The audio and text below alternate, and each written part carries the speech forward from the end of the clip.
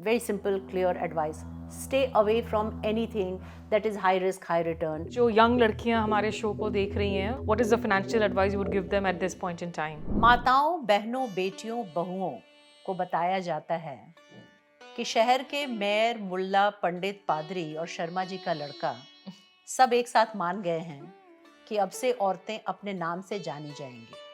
2% people actually beat the index by trading themselves. So you are very unlikely to be one of the 2%. I'm not just saying women, I'm saying anybody. घर खरीदे ना खरीदे, किस उम्र में खरीदे? एक घर रहने के लिए जरूर खरीदो.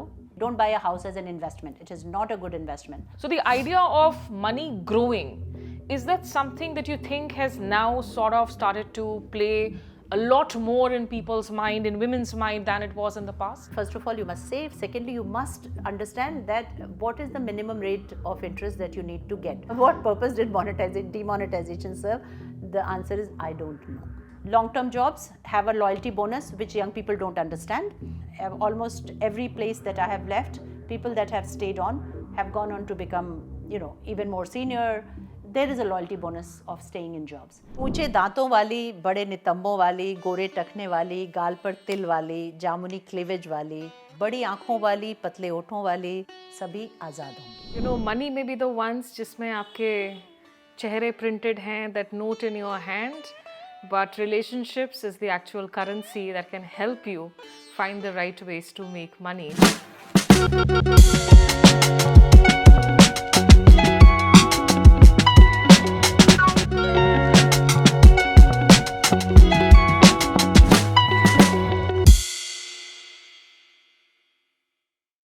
Namaskar, Adab, hello and a warm welcome to another episode of the POV podcast, where we feature some very strong, independent women voices who speak their mind, do not shy away at all. And today I have another fantastic guest. But before I introduce her, I hope you have checked out.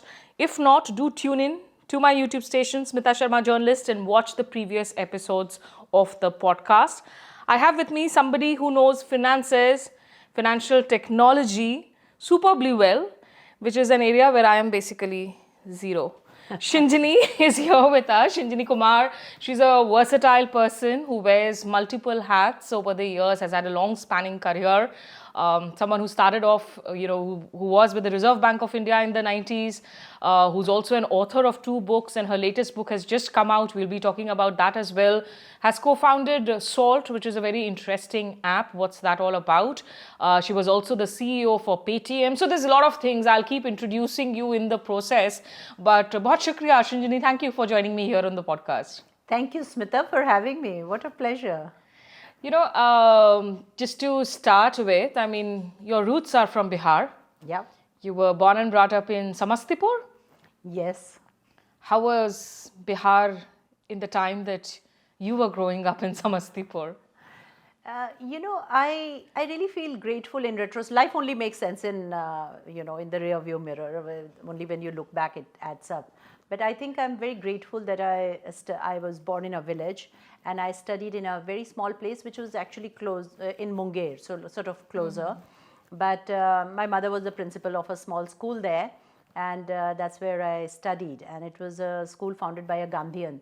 So we had this very Gandhian way of living and the curriculum. And so I got introduced to a lot of things that I feel later on would have been very difficult to learn and understand. So, on the one hand, I had this little bubble of a beautiful life where everybody was reading Sanskrit and doing gardening and playing. And my mother was very interestingly and very inherently a feminist without having gone through the academic understanding of it. So she said things like "Ladki ho, seedha chalo," and she would say. She would say, "Don't सिलाई सीखने की ज़रूरत नहीं है." हाँ. That's quite surprising for a woman of that time. तो तुम मतलब तुम्हें इतने पैसे कमाने चाहिए कि तुम अपना काम किसी और से करवा सको. उन्होंने खुद कभी खाना नहीं ज़्यादा बनाया until she retired. When she retired, then she went at it with a vengeance. But उनका ये मानना था कि as a girl, and we were three brothers. We were one brother and two sisters, and हम सबको घर में काम करने की ड्यूटी लगती थी. और तो बिना You were बिना what, the किसी- eldest or I was the- the middle. I'm You the were middle middle now, child. So middle if you child. see my book, then I start with that sentence. I am a middle child, and so the middle has always been a very fascinating space for me. And yeah, so it was, on the one hand, it was this little bubble of very wonderful people around me who were very sort of interestingly erudite without being pompous, and on the other hand it was also a place which was very violent. So my growing up years in these places were also the years of extreme sort of violence around us. So it's that the shadows of that or the echoes of that are always in your life. You don't realize it.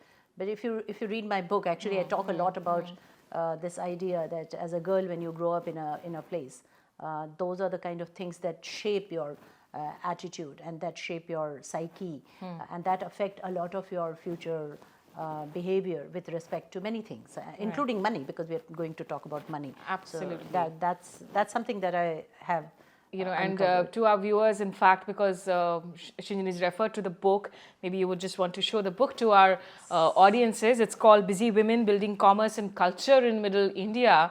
Tell us a little bit about the book, how long did it take to shape up? And this was your second book after, because the first one was Ghumakkad Aurat, which is again a very interesting, Ghumakkad Aurat, the woman who wanders around, who roams around. Yeah. So tell us a little bit about it. Ghumakkad Aurat is a little beautiful collection of poems. And actually both the books almost got completed at the same time. The Hindi one got released a little earlier, just a week earlier. And Busy Women was a book that was in the making for a longer period of time, because I traveled through 30 cities of India and met 300 women who were doing different types of active commercial, social, cultural activities in India's mid-tier or below mid-tier towns. So it was a lot of travel, a lot of interviews, and that's how the book got written. Before we move, I mean, also in Ghumakkad Aurat, were you a Ghumakkad right from your childhood? Were you street smart? I mean, I had two older sisters, one younger brother, but somehow, it's good for me that I was given the task ki sabzi lekar aao, post office ke paas jao, because father would be conservative and protective about the two elder sisters, and younger छोटे बेटे को तो फिर obviously ज़्यादा protective हो जाते हैं. So was it a case with you also कि you were tasked with all these primary house chores, and did that make you street smart in a way from a young age? It's very strange. It was actually the other way around for me. I was the most bondu of the three of us. Okay. So my brother was quite street smart as a child, and my sister was actually the smartest of us. She was my grandfather's favorite. She was allowed access to everything, so she actually controlled, the things. She could climb trees, so she could get the best fruits. Oh, that was so, me. Yes. So my sister was who you would have been, and I was the one who was dependent on other people to I was the nerd. I was always found sitting with a book somewhere, and I wasn't much of a. My mind was the Ghumakkad mind as a child, because I was a reader, and I had access to a library, and to my parents also my father is still a very big reader. They read a lot of literature in translation. तो हम Hindi medium में पढ़ते थे, और हमारे पास बहुत किताबें थी जो वर्ल्ड लिटरेचर के ट्रांसलेशंस थे. तो मैं पढ़ती बहुत थी, तो मेरा दिमाग बहुत घूमता था कि मतलब रशिया से लेके और इंग्लैंड से लेके अमेरिका से लेके साउथ के गांव में जहाँ पे वो लिखी जा रही थी किताबें, वो दिमाग बहुत घूमता था. पर मैं तो बहुत ही स्टेशनरी बच्चा थी. मैंने तो घूमना शुरू ही किया है क्योंकि मुझे ऐसी नौकरियां मिलने लग गई जिनमें कि ट्रैवल बहुत करना पड़ा. सो एक्चुअली मैं नहीं थी घुमक्कड़. मैं पिछले कुछ सालों में घुमक्कड़ बन गई. But in those days, I mean, did you have access to public libraries there? Was it something As a child?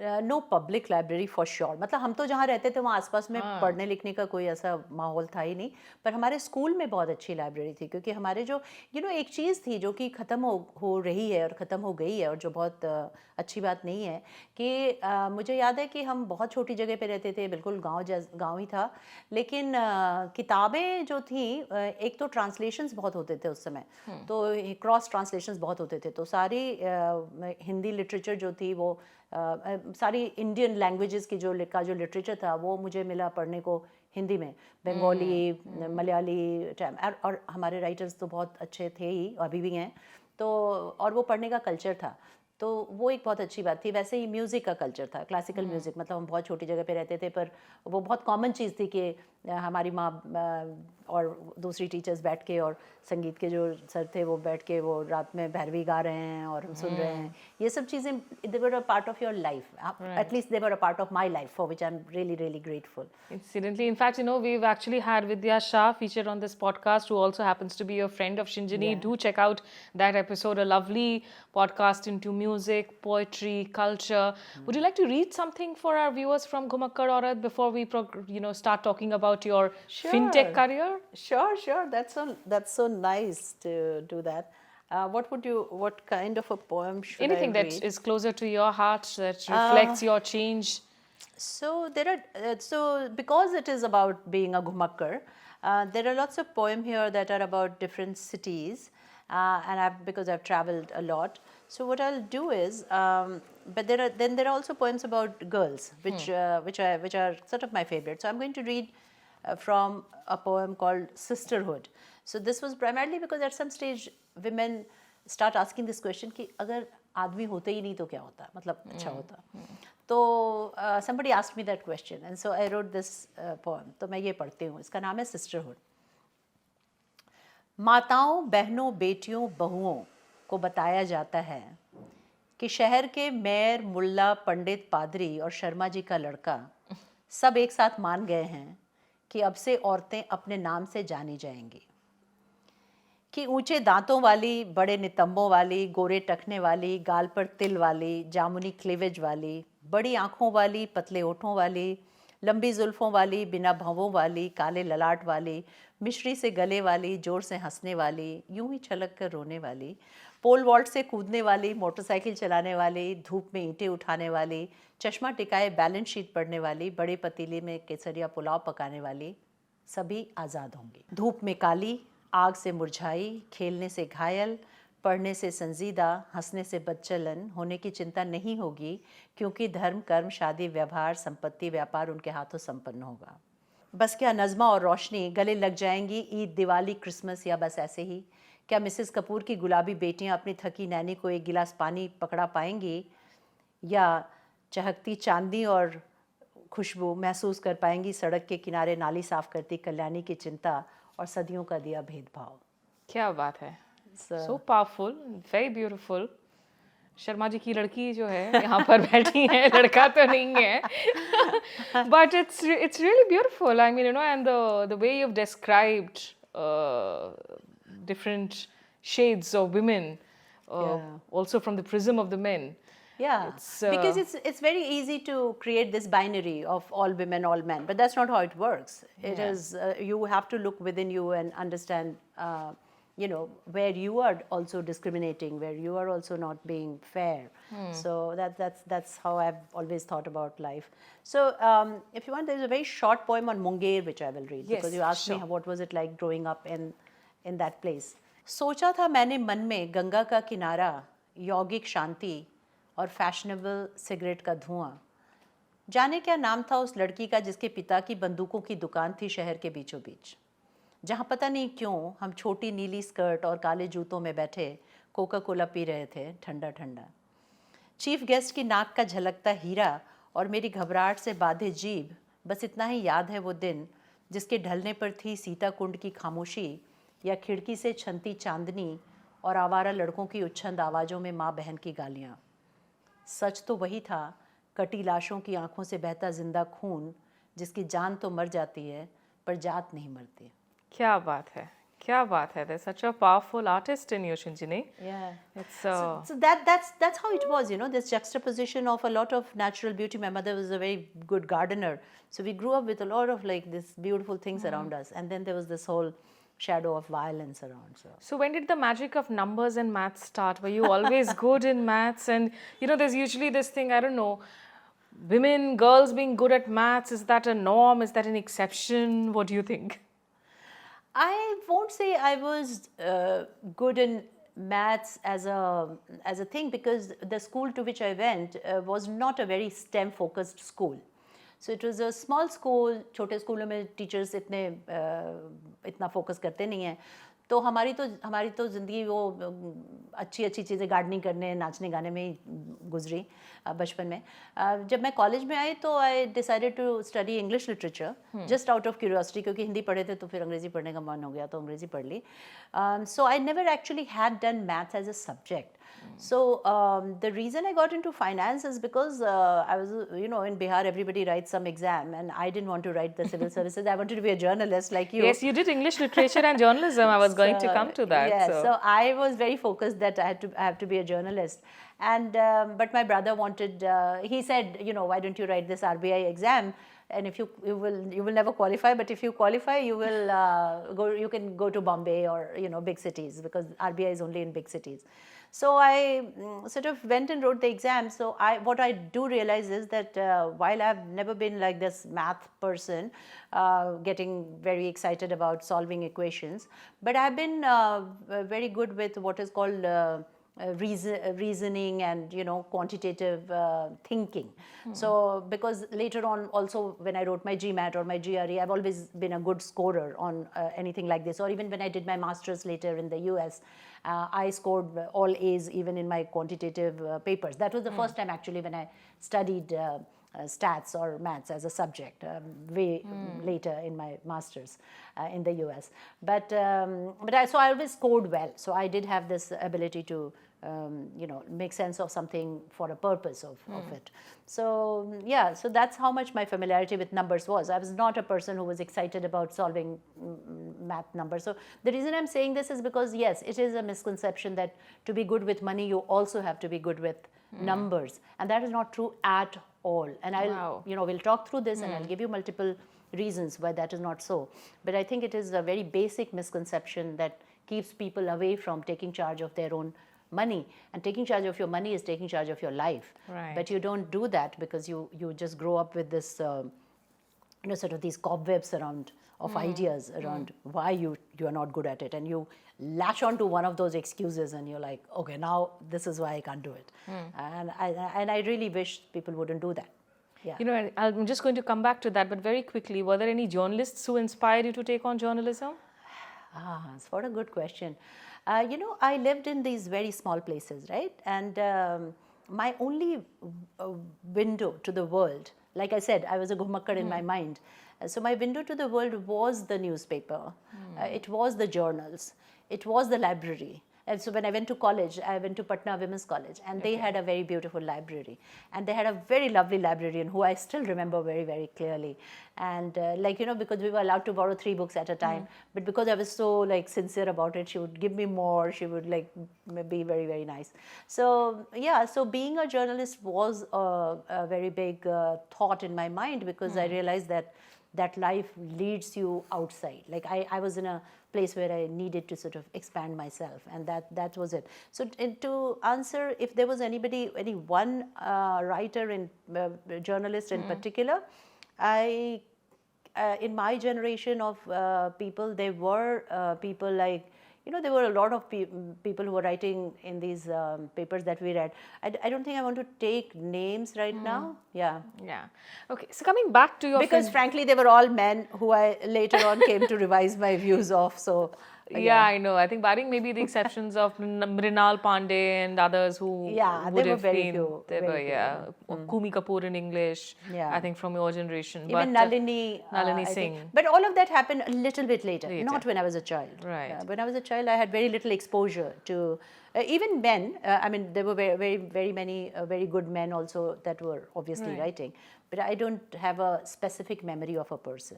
So coming back to your fintech career, and because this is also a podcast for women to understand that what they need to look out for, do you normally find women risk averse or shying away when it comes to talking about finance, talking about financial savings तो ठीक है, but I don't understand equity.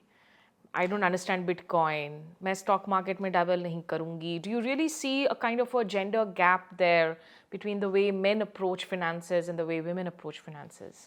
See, first of all, it's not a bad thing to be risk averse. I've heard this said many times that women are risk averse as if that's a bad thing. But actually being risk averse is not a bad thing. You want to be risk averse when it comes to money. Your protection of your money is your primary responsibility. Like the way I say this is, if you're a mother, if you have a child, your primary responsibility is to not lose him. आप बाजार में जाके बच्चे को खोते नहीं हो, आप कितने भी बेकार हो, मतलब आप you are the most forgetful woman और व्हाटएवर केयरलेस पर्सन, पर आप अपने बच्चे को तो नहीं भूल के आ जाते हो ना कहीं पे. So similarly even with money, your primary responsibility is to protect its value. So being risk averse is not such a bad thing in the first place. Secondly, when people think about when people think about men versus women in money, definitely there is a difference in how women approach the subject of money management versus how men approach the subject of money management. They come from very deep psychological factors that are related to how we bring up men and how we bring up women. So if you think about it, women are constantly told to, वो उनकी एक कविता भी है मेरी, कि वो जो परिधि होती है ना, वो हमेशा औरत के आसपास होती है. वो एक लक्ष्मण रेखा नहीं है, वो बहुत सारी लक्ष्मण रेखाएं हैं जो आपके चारों तरफ बस हैं, वो चल रही हैं आपके साथ साथ, आप भी चल रहे हैं, वो रेखाएं भी आपके साथ साथ वो चली जा रही है. सो आपको शाम में जल्दी घर लौटना है, आपको like even with the best parents or even with the best intention, we don't live in a place which is safe. So you are constantly told to watch your back, you are constantly told to that, and you also learn to internalize that some of it is sort of your fault. So if you go out and get harassed, you don't come home and tell people, because maybe you won't be allowed to go out and play from tomorrow. True. Whereas with boys, that's, even boys get harassed, and it's a very it's a much, not as much of a talked subject about, but it's not that men have very safe lives, or young boys in particular, that they have a safe life. But what happens is that they don't internalize it in a way that where they probably are sort of for their life they are told to just keep it. So it's a different approach that you have, especially अगर एक थप्पड़ कोई खा के आ जाता है तो उसको बोलते हैं कि अरे तुम मार के नहीं आए, तुम एक थप्पड़ खा के आए.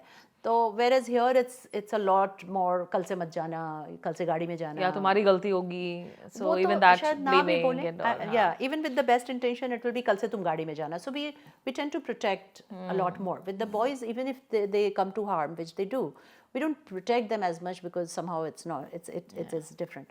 So I realize also when boys go and build things, products for other men, if you see it, I mean, I'm just talking empirically, if you see it, there is a lot more built on their ability to take completely unnecessary risks. So this adolescent behavior that is to say, I will overreach myself and I will go and see क्या होगा, मैं यहाँ पे जाके देखता हूँ क्या होगा, मैं ये दीवार कूद के देखता हूँ क्या होगा, मतलब that behavior is also the behavior that is encouraged in finance for boys a lot more. So आप थोड़ी गैम्बलिंग कर लोगे, आप किसी चीज़ में, मतलब गैम्बलिंग के बहुत फॉर्म्स हैं, बहुत सोफिस्टिकेटेड फॉर्म्स हैं, बहुत तो आप चाहे कुछ भी बोल लो, but that wager, the idea that I will put a little bit money and see what comes out of it, is very much encouraged in their way of thinking. Whereas with women, it is a lot less encouraged. But the interesting thing is that you'll find a lot of women that are very good poker players. You'll find a lot of women that are very good investors.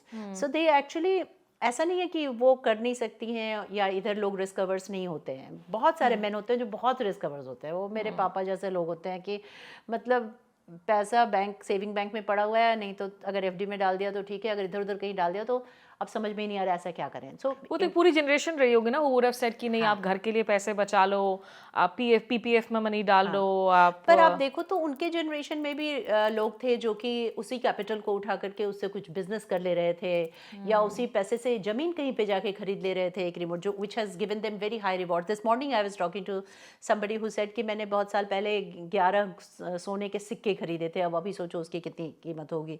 तो ऐसा नहीं था कि लोग नहीं कर रहे थे, लेकिन ज़्यादातर लोग जो हैं वो रिस्क अवर्स होते हैं. like I look at my mother now and I feel like every time she used to tell me कि buy some gold and I'm like I don't wear gold and today I look at her and I'm like you are a rich woman, I am not because you invested in gold. So I think there is also some wisdom in the traditional approaches too, which one shouldn't give up, right? I have actually changed my views a lot about women and gold, because I grew up with that very sneering attitude towards women who I was that person who believed that you are actually destroying value by converting it into jewelry and gold, and why are you doing this? And I haven't changed my views only because gold prices have gone up astronomically, which they have, so that's also one reason, but that hasn't made me change my mind. What has helped me change my mind is it's just the fact that as I have seen the lives of women across the spectrum, from the village to the richest of women, I have realized that women's control over immovable assets is extremely tenuous. आज है, कल नहीं भी हो सकता है. आप जिस घर में रह रही हैं, बाप माँ का घर है, कल आपको उसमें से कुछ मिल भी सकता है, नहीं भी मिल सकता है. आप शादी करके जिस घर में गई हैं, आपको आज है, सब कुछ आपका है, आप हर कोने को बैठ के सजा रही हैं, डस्टिंग कर रही हैं, सब कुछ आपका है, हो सकता है कल आपका नहीं हो. So I think this idea of and nobody tells you this. It's not that you are constantly feeling threatened or scared. You are living a good life, but somewhere, because it is the way it is, and a piece of immovable property which you are carrying on your body is it's just something which makes sense. And I have begun to appreciate that a lot more than I ever did, because growing up I was a feisty young woman, fully in charge of my own life. I never needed to worry about it. I always had a bank balance and a checkbook, and so I didn't think about it like that. But as I have seen the lives of women and understood the complexity of it, I've begun to appreciate why they buy. Would that be an advice? जो young लड़कियां हमारे show को देख रही हैं, हो सकता है 17-18 साल की हों, अभी they haven't started working. What is the financial advice you would give them at this point in time? First of all, learn to save. Learn to save is a very important advice for this generation, because we are living in this excessive consumeristic age, with them having complete access to your life to shape your behavior. And it's a very sad thing, but they are doing it all the time. Like this morning I got up and I was coming for your thing, and I would have watched Vidya's podcast, and all of a sudden I see that my feed is different from what my feed was yesterday. So they know you, they're coming at you with a very very effective tools. The tech companies to the state, yes, everybody. And eventually to sell. Eventually to sell something. Like, what is the purpose of this entire beautiful exercise of whatever the hell we say? And again, I've had a very positive and sort of aggressive championship attitude towards technology in the past, and now I'm beginning to sort of change that also, because I'm realizing that at the end of it, the use of that technology is not to solve the problems of humanity, but to eventually sell more to you, whatever it is that you are buying. So first advice for young women is, and women get sold a lot more than men, because the idea is that they're more vulnerable to these ideas of you have to look good, you have to be smart, you have to be presentable, you have to whatever, at this age, by this age, at this stage, there's too many sort of things to fit into, and to fit into that there is that constant idea that abhi mote ho jao, abhi patle ho jao. Like, I've been a very thin child, and there was always this, iski shaadi kaise hogi, ye itni patli hai, and then I become very fat, and then the same people who are unhappy about me being thin are unhappy about me Everybody being fat. has a judgment to pass, and you have to understand that those people will not include people who love you. People who love you will not care. Like, I've had these crooked teeth, and it's hilarious. Every time I took my children to a dentist, the dentist said, "Aap apna daant kyun nahi theek karwa lete?" I was like, everybody who has loved me with these teeth. I have absolutely no reason to change this. So, so you will have a lot of pressure to spend. So learn to first understand what matters to you, and no matter what else matters to you, the money always matters to a young girl. So please learn to save. That's my first advice. Then how do you save? What will you save it in? We can talk about that. Yeah, but like for us in childhood, में जब मेला लगता था गांव का, so one of the things that we would always buy is that mitti ka piggy bank. And I still have a piggy bank. How sweet. I still keep a piggy bank. I gift that to kids and all. But it's just that I didn't grow out of the idea of having a savings account. Yeah. Till very recently when I finally realized that retirement ka corpus banana hai, kuch to karna hai, kahin to money ko you have to move to make it grow. Yeah. So the idea of money growing, is that something that you think has now sort of started to play a lot more in people's mind, in women's mind, than it was in the past? Yeah, I mean, we live in an inflationary economy. So it's the same thing कि मैंने बोला कि आप अपने बच्चे को खोएंगी नहीं, वैसे ही आप अपने बच्चे को खिलाएंगी ना. मतलब और उसकी जो खाने की नीड होगी वो चेंज होती जाएगी जैसे जैसे वो बड़ा होगा. भाई आप सेरेलैक खिला रहे हैं, फिर उसको आप खिलाएंगे, you'll cook apple puree for him, then you'll make some cereal for him or whatever. So like that, your money is also living in a time where it is losing value with inflation, right? And inflation is very simply eating away. So what is worth 100 rupees, what 100 rupees is worth today will become more than that. So जो चीज़ आप 100 रुपये में आज खरीद रही हैं, उसको खरीदने के लिए कल को आपको 120 रुपये लगाने पड़ेंगे. तो आपको 120 रुपये की ज़रूरत पड़ेगी. तो आप अपना रिटायरमेंट कॉर्पस अगर आज ये सोच के बना रही हैं कि मुझे महीने में लाख रुपये की ज़रूरत पड़ेगी, तो अब आपको 20 साल के बाद आपको लाख रुपए से हो सकता है कि आपको 6 लाख रुपए की ज़रूरत पड़ेगी, क्योंकि पैसे की वैल्यू जो है वो इतनी कम हो जाएगी. तो इसी स्टैंडर्ड को मेंटेन करने के लिए आपको इससे ज़्यादा पैसे की ज़रूरत पड़ेगी. So which is why if you do not have growth that is beating the inflation at least, then you are effectively losing money. तो आपके जेब से अगर कोई पैसे निकाल के ले जाता है तो आपको बुरा लगता है ना.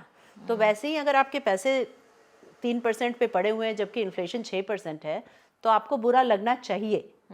आपको नहीं लगता है because people's psychology of money is very it's very hard to understand. People with the same education, same upbringing, same amount of money do not display the same attitude towards money.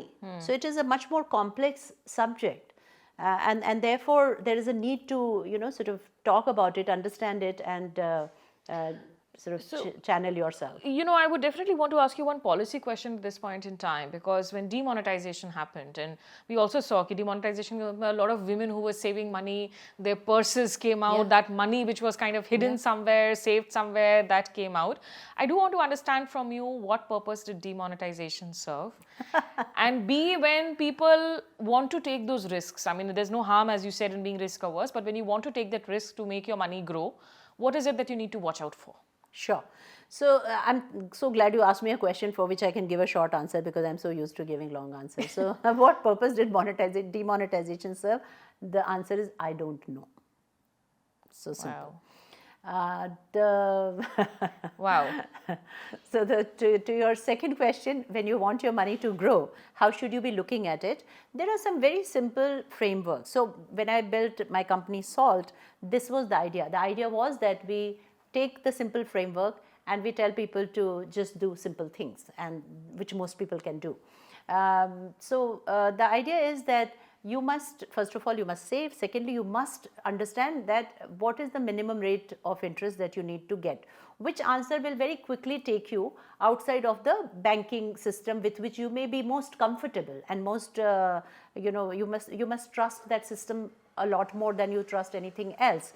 So it's like जब आप घर से निकलती हैं तो आपको बाहर की दुनिया में थोड़ा सा अगल बगल देखना पड़ता है, थोड़ी सी ज़्यादा आपकी you need to be sharper, whereas within your own house you tend to be a little more relaxed. So banking is like that. Banking is like you have your money in the bank, your employer has opened a bank account for you, and now you are started with your saving.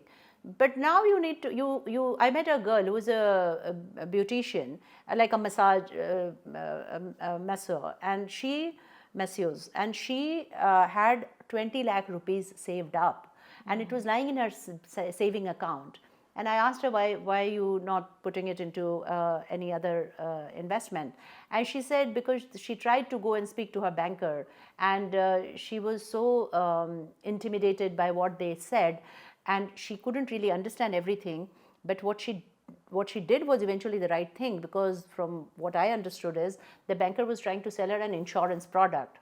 And she would have somehow instinctively run away from it, which was a great thing, because otherwise her 20 lakh would have been locked into a product that wasn't beating inflation and that wasn't going to actually protect her or be useful to her, and she wouldn't have been able to withdraw that money. So I was so happy that her instinctive reaction was to run away, so that risk averseness actually saved her.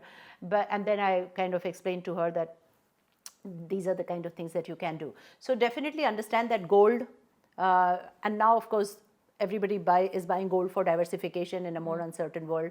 So a little bit of gold, and you don't have to buy physical gold. You can buy digital, you can buy ETF. There are different ways in which you can take exposure to commodities, not just gold but silver, and so a little bit of that. Definitely some money in your bank FD, because but the thing to do FDs is that you have to stagger them. So don't put 30 lakh FD, so that if you have to break it, then you pay a penalty on all of it. So make different FDs for different maturities, so that you can use it for your liquidity purpose better. And definitely some money in the stock market, but try to go through mutual funds when you at least for a long time that you start out. Even in the long term, most of the people who put money in index funds do better than people who are trading. Trading people get a lot of high out of it, but eventually in the long run you find that mutual fund managers are doing a decent enough job. So within mutual funds, you don't have to over diversify by buying many mutual funds, but buy different types of funds. So you are getting exposure to large capital, large caps. You're getting exposure to some flexi cap where the fund manager is moving things. So understand some very basic definitions of things, but definitely try to do that. Definitely buy insurance for yourself, because not having insurance can be the biggest value destruction for you. But there's so much of chatter around insurance actually being such a scam, being a waste when it comes to and different kinds of insurance, whether it's health insurance, car insurance. I mean, car insurance is still a must. Health insurance is a must. People are like, एक ले लो, दो तीन लेकर कोई फायदा नहीं है, क्योंकि जब चाहिए होता तब मिलता नहीं है. So a lot of people seem to be, I think, at conflict. The thing to do with health insurance is that you must have one health insurance, because otherwise all your savings can get wiped out if you get sick. So you must have a health insurance. But if you have a basic health insurance, if you buy for a very large amount, then you might be it may be unaffordable for you, or you may be paying too much. So the thing to do is to buy one insurance, and then to buy what is called a top up. The top ups can then be cheaper, and they are called I'm just blanking out, but then you can buy those for a much larger amount for a smaller premium. So you can, but you must have health insurance. You must have. If you live in an area where you think that your house must, like I live in a forest area, so I must have a house insurance, because the house can get, can get burned down or whatever. So insurance is something you must consider. Investment in markets you must consider. If you are then high net worth individual, then you might also consider exposure to some, other currencies, because all your savings being in one currency, especially if you are planning to send your child abroad to study, or if you have a life which involves some degree of exposure. So you understand your life first. What is it that you are going to look for? But definitely, But dabbling in stock markets again, all the people who do the trading and all, abhi to budget ka time aa raha hai, first Feb budget will be announced.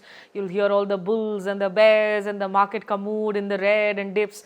Terms that we want to use sound fancy, but not many people may understand it. So is it easy to dabble in it on your own individually? No, you don't have to. See, that's the thing that I keep telling everybody, that if you actually see the market, and I don't want to get into that discussion around futures and options and FX options and crypto, all these things that are being sold as very high return products, and that a lot of young people are actually getting sort of addicted to. But also there are some really sad stories about how people are ending up losing money, because you can have beginner's luck and then you may not be able to sustain those.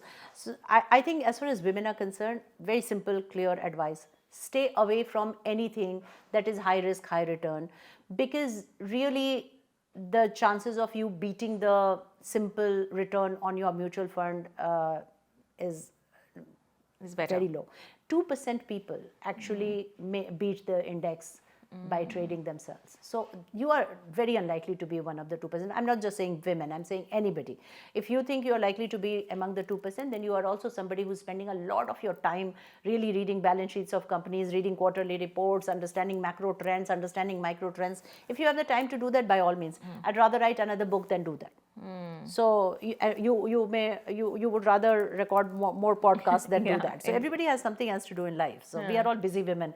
So I feel like if you can do this, so then understand things like SIPs. Do SIPs work for you? Because for most people, SIPs work well, which is why our market has also done so well, because people have understood this idea that once you have a fixed amount that is going into the market every month, then some of that volatility in the market also gets taken care of, because you're entering the market when it's high, you're also entering the market when it's low, and it's just happening in the background.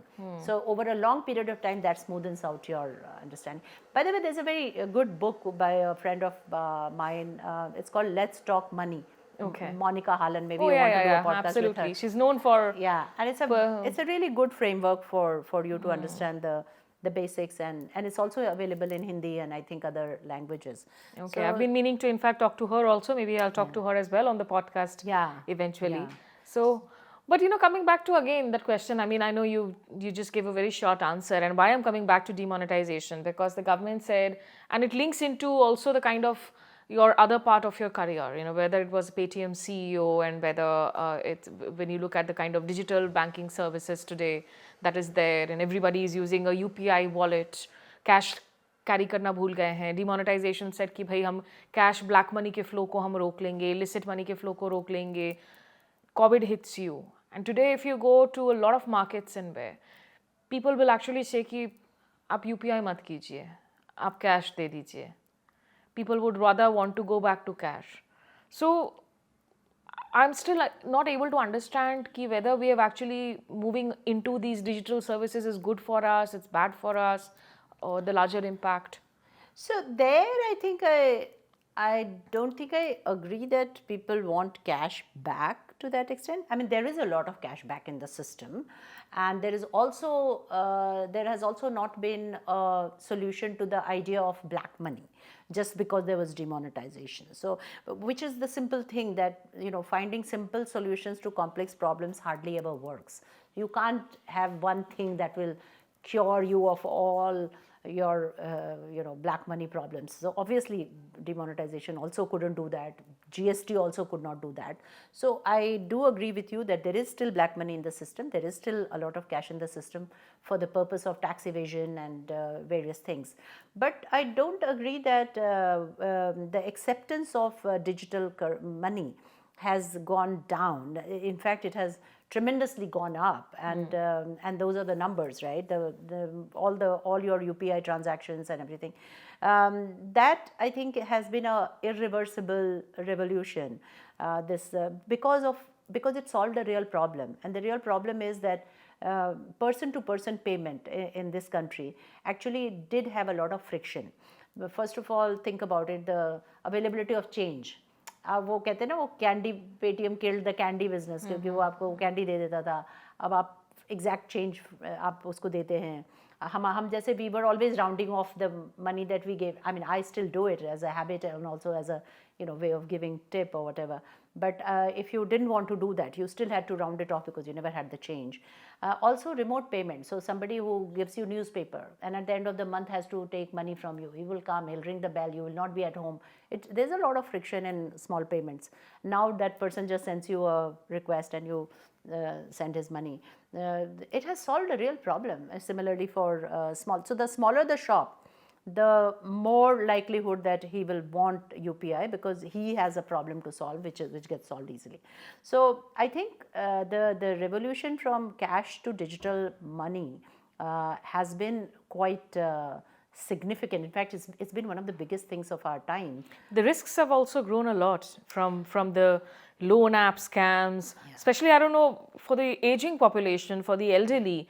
Every time they're doing a digital transaction, or even the cases of the digital arrests and cyber fraud. So are there enough safety gears being worked into our digital financial services? Are they inclusive? कि जो हमारी घर में काम करने के लिए आ रही है औरत, she can do it as safely as somebody who's 80-year-old, 85-year-old? No, that's a very, very fair question. In fact, I personally believe that the financial frauds are the biggest barrier to inclusion. They are bigger barriers to inclusion than anything else that we can point to. But what you have to understand is that it has, and I agree with you. I think, at least I think, that we should have been a lot more sensitive while designing products to some of these ideas. Like there's this feature on Paytm when you are talking, and maybe it's on all other apps, but because I use Paytm, that when you are making a payment and you are also speaking on the phone, it tells you, it shows a pop-up. It says you are speaking on the phone. Are you sure you want to go ahead with this payment? And I think that's a very nice reminder for you that you are not attentive and you might be. So similarly, some banks will call you when you are making a credit card payment in a country that's where you are not always there, and then they'll check with you before they make the payment. So some measures have been worked into the transaction flow, and those are the best measures to prevent you from making mistakes or falling for these frauds. But to the largest extent, it has become a system that's very porous to attacks of various kinds, and some of which you understand, and some of which you can't even fathom, and that some of it is par for course, because whatever you will build, the risks will come after, and therefore it's a constant process of learning and improving. But some of it I definitely feel we were not careful enough. What I'm not happy with is even now when we know what it is and what is the magnitude of this damage, both in terms of the actual volumes of money as well as in terms of breaking the confidence of people and wiping out savings. And there are people who have committed suicides because they've lost their life savings. So it's a very significant issue. But even now, I feel like what we are doing to do this is largely through customer awareness and customer awareness campaigns, and I'm not so sure that those are sufficient. I mean, the inbuilt protections need to be higher, you're saying. I think that the design of the product can also do a lot more, but also accountability. And I'm sorry to say this, but I feel like the largest institutions that are spending millions of dollars on their technology are still not making this possible. Like I had a fraud in my family where this money was taken out, and I got the bank to track it down, and when it was tracked down, it was a bank account in some small village of a farmer through which the money had been washed, and the money had been washed within a few hours. Now, how can you have an anti-money laundering monitoring system where a farmer's account gets 1.5 lakh rupee and the money comes in and then gets taken out in 3 hours, and you don't raise an alert, and you can't block that transaction? Those are the kind of things that, and then they must be in cahoots somewhere, no? So I think it's more irresponsibility than or there could be. It's very, very likely that it's a remote place, and it's very possible that those accounts have been opened in cahoots with the farmer and the fraudster. So that's also a possibility. But even if I don't ascribe that motive to the institution, the very fact that that these things happen at these high frequencies, and you have still not been able to build a system where those things get flagged for your alert, or you can put, like, I do remember that there have been situations in institutions where I have worked where we have said, okay, within 3 hours, if you're putting in money and you're taking it out, or within a certain number of hours, then we will relook at it or whatever, send a message to the person, do something. Like, I don't believe that it's a situation where nothing can be done by these institutions, and people only need to be educated constantly, because fraudsters will always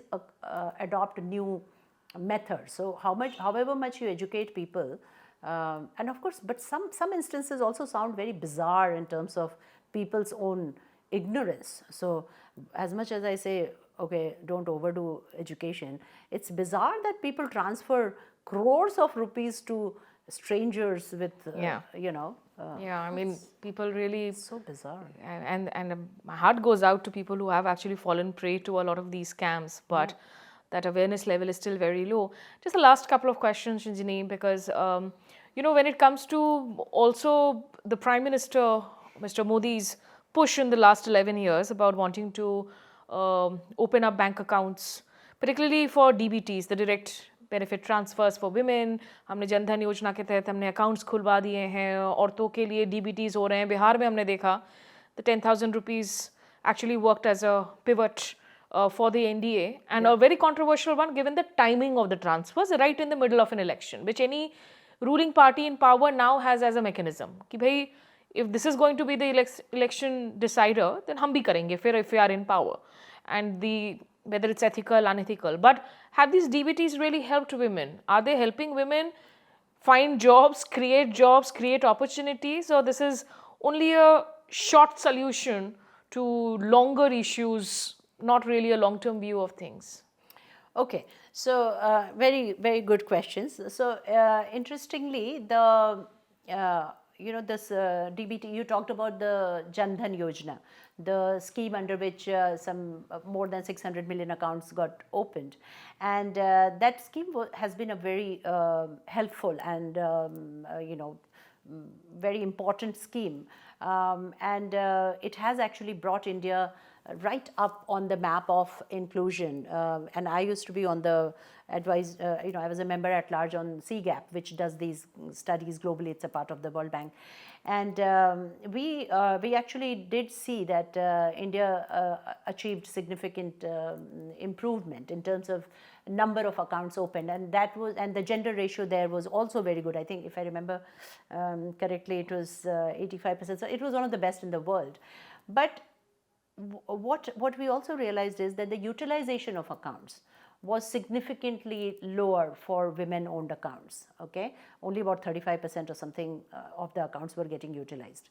So this has been proved that you can take the horse to the water, but you can't make the horse drink, either because there's no water there to drink, or the horse doesn't make the effort.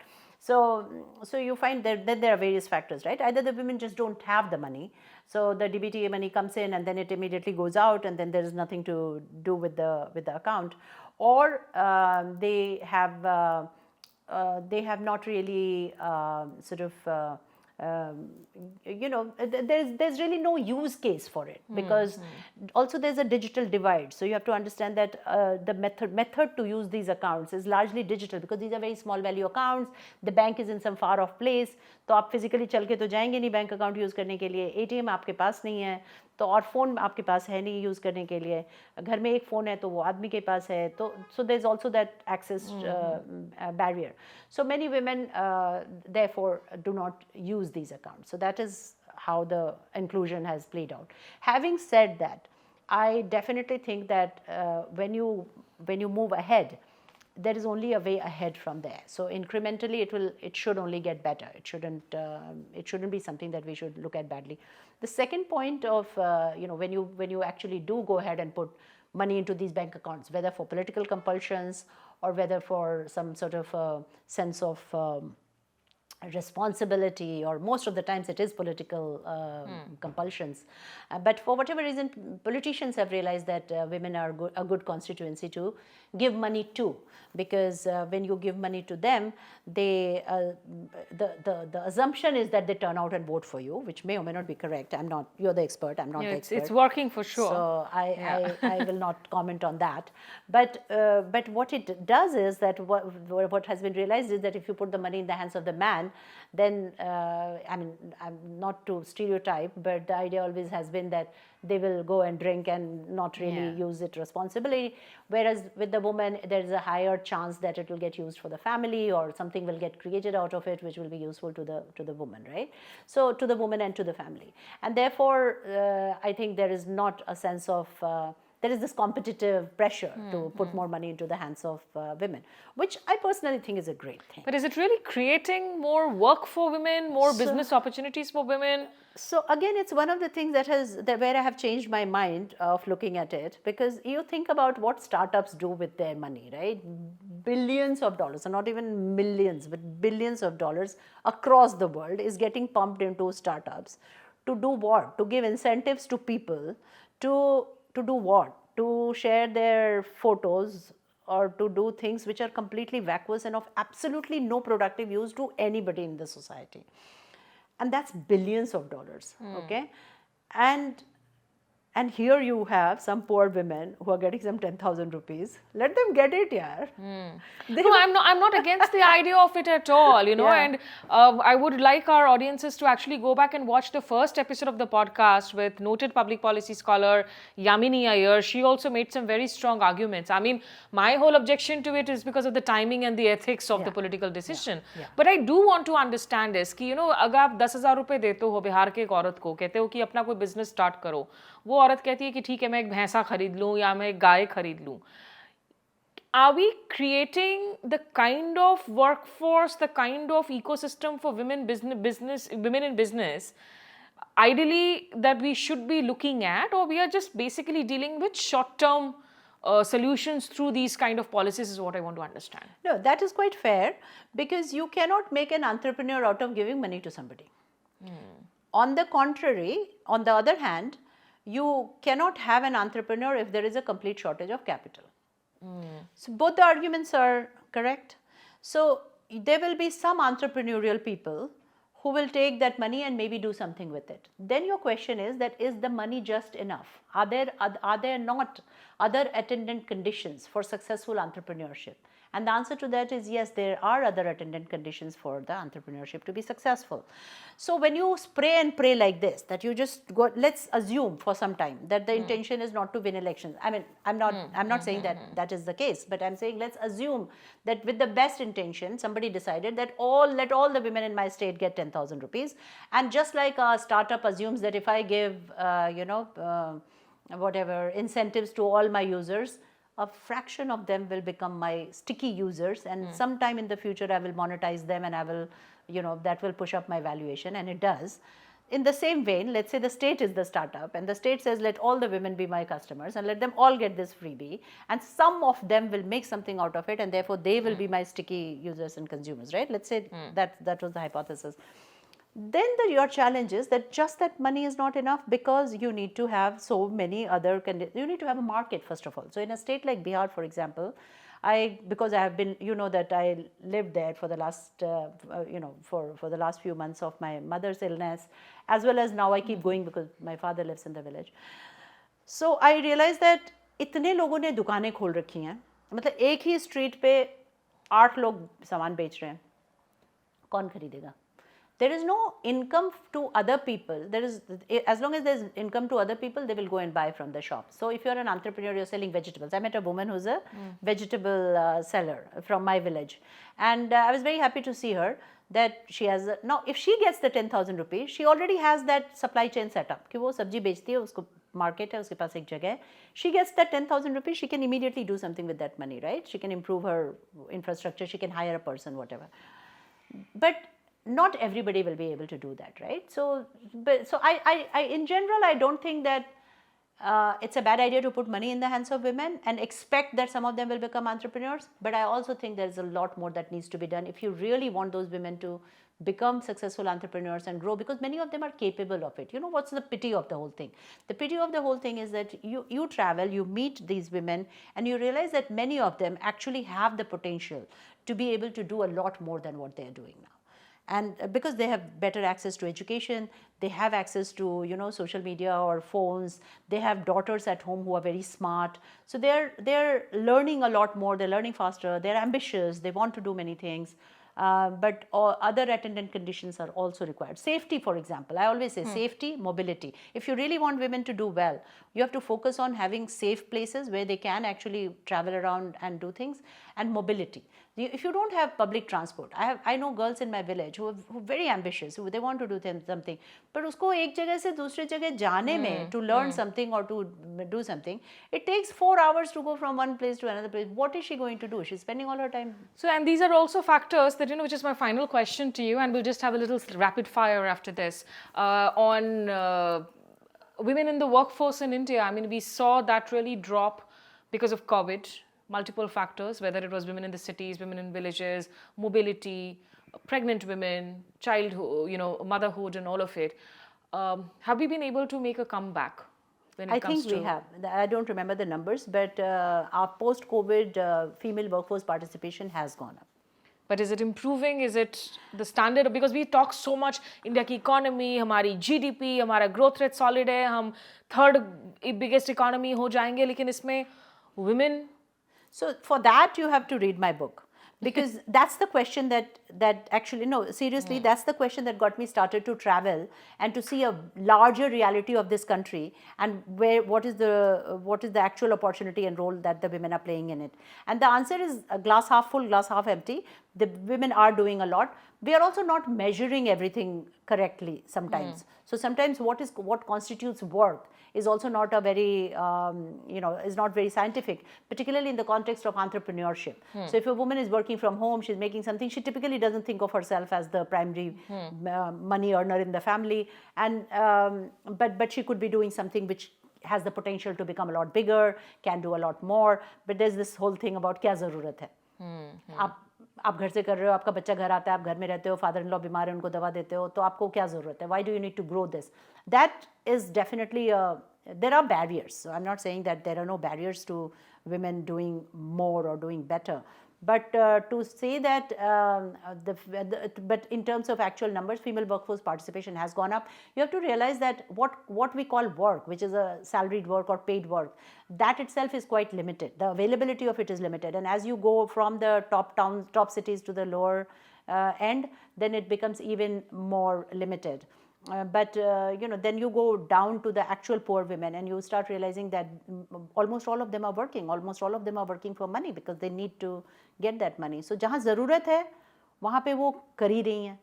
जहाँ ज़रूरत नहीं है वहाँ पे that J curve that you see in other economies where women begin to then come back to the workforce because they are because now they want to do it rather than they have to do it. I think we haven't done very well on that, but hopefully. Yeah. And of course, with budget being presented by a woman finance minister, there's always a lot of expectation कि औरतों के लिए क्या होगा. Of course, the focus always remains कि income tax slab का क्या होगा. Budget पर भी जो है आगे बातें हम करेंगे. But finally, I'm just going to do a little rapid fire with you, Shinjini. Okay. And maybe just some quick answers, quick thinking for this fast generation, fast food generation, reels generation. For the young women, young girls, or maybe actually for the youth itself, Bitcoin खरीदे ना खरीदे. India में तो allowed ही नहीं है, नहीं खरीदो. नहीं खरीदो. क्रिप्टो डबल करे नहीं करे. Same thing. क्रिप्टो तो बिल्कुल ही नहीं. बिल्कुल ही नहीं. हाँ. जो लोग घर खरीदे ना खरीदे, किस उम्र में खरीदे? एक घर रहने के लिए जरूर खरीदो. It changes the way you look at life, but do it after you know where you want to live. Otherwise, it becomes a liability. Don't buy a house as an investment. It is not a good investment. But to live, तो वो तो अभी पता ही नहीं चलता है. Retirement कहाँ करेंगे? तब तक फिर रुके रहो. फिर लगेगा कि बुढ़ापे में इतना पैसा खर्च करें हम फिर अपने घर खरीदने में. That is not the right way to look at it. You invest your money, you save your money. There is always things to be bought, and there is always a market for everything. You need to have money. So have the money. And the earlier you can figure out what you want to do with your life, the faster you can make some of these decisions. So I bought this house in the mountains in my late 40s, but that's because by that time I had figured out that I want to live in the mountains. And maybe I could have done it earlier. But then whenever I decided, by that time I had built that much money to be able to buy that house. So you shouldn't, sometimes when you do too early, then you get tied to that place, and then that prevents your growth. So for the young people today, because they are more into freelancing and less into permanent jobs, I will not tell them to buy a house too early, because their opportunities can get curtailed significantly. Also, the world will change. You don't know the way our cities are today. Maybe they will not be livable. Maybe you will want to go and live somewhere else. So don't buy it in a hurry. I mean, short answer is, do not buy a house in a hurry. Never buy it as an investment, but definitely think of buying a house and saving for it. आपने जिक्र किया, which is good, which is bad, which is better, consulting jobs, salaried jobs? Depends on you. Both have their advantages. Long-term jobs have a loyalty bonus, which young people don't understand, but you should understand. Almost every place that I have left, people that have stayed on have gone on to become, even more senior. There is a loyalty bonus of staying in jobs. But if you leave, life is more exciting because you're doing different things. But also it requires a lot more learning attitude from you. So depending on who you are, choose what you want to do. You can't play football and expect the rules of cricket. Okay. So play the game that you know the rules of. Personal loans ले नहीं ले क्या करें? बिल्कुल नहीं लीजिए, क्यों लेना है? मतलब learn to live your life with how you can with the money that you make, and also if you have to take a loan, then try to go for a loan that gives you the gives you the lowest interest. Become a person who can afford a loan. That is the important thing to do. Not just because personal loans are thrown at you, you take a personal loan is not the thing. Of course, if you're in a crisis and you need it, then you will do it. But mostly build your savings, have an emergency corpus, and if you have to take a loan, then become a person who can get the cheapest loan in the market. Your advice to Gen Z: live today as you want to, kal ka dekha jayega, ya save today, live a tough life, and live your life tomorrow when you are much older. Where do you find the balance? Your advice? I don't believe that saving involves living a tough life. That's my first thing. I definitely think you should live your life, but and you don't have to save at the cost of your present today, because time is more important than money. So definitely understand that trade-off. See, I always tell people that you are born with time, money, relationships and skills. ये 4 resource होते हैं आपके पास. इन चारों का trade off आपको हर समय decide करना पड़ता है. So to say that you can use money to buy skills, increase your corpus of money and save some out of it. But definitely this idea that I live for today is counterproductive, is sort of conflicting with the idea that I have to also live tomorrow. I don't believe that there is a conflict. You have to learn how to manage. Finally, one life mantra for young girls, women who want to go in for their own startups or business ideas. Harness. You need a harness if you're going to take risk. So build your harness, and that harness includes money, definitely financial independence, but it also includes relationships. We really undervalue what we have. We don't do a balance sheet of who will come and save me if I am in trouble. Need to know that. Build your relationships strong enough so that you can, that generates wealth for you. There are many levers for you to live your life and to generate wealth. Money is not the only one, but understanding them, investing in learning that is very, very important. So before you do anything, spend your time thinking about it. So, money may be the ones जिसमें आपके चेहरे printed हैं, that note in your hand, but relationships is the actual currency that can help you find the right ways to make money. So the generation that lives on reels, relationship is okay, look for meaningful relationships. I think that's important. Okay. But this has been a pleasure. Thank you so much, Anjani, for talking to us. Thank you. And I definitely feel a little wiser after this conversation. I'm hoping that a lot of these young girls and women watching the show also find their footing when it comes to finding their own financial independence. Yes, I wish them all the best, and I wish you all the best. Thank you so much. That's all that we have on this edition of the podcast. More fantastic women voices lined up for you. Keep watching, keep sharing the content, and give us your feedback of how you like our conversations. Namaskar, Adab. Thanks for tuning in.